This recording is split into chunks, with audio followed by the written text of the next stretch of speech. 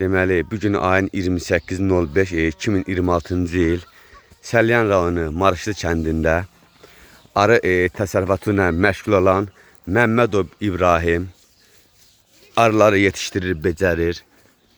Gözəl keyfiyyətli bal yetişdirir. Bax, bax, bax, nə gözəl. Arılar inkişafdadılar. Dəvəsi, dərmanı vaxtında verilir, qulluq olunur. Gör nə gözəl, maşallah, yeşillər, arılar işləyirlər. Daşıyırlar balı, yığırlar pətəklərə. Bay, bay, bay, Bu illəri çoxlu pöhrəmiz olub. Aha, bəli. Ümid edirik ki, payızda balımız olacaq. İnşallah. İbrahim müəllim, bu arı belə həvəs var sizdə bu arı ilə bağlı, yoxsa belə Həvəs var, həvəs.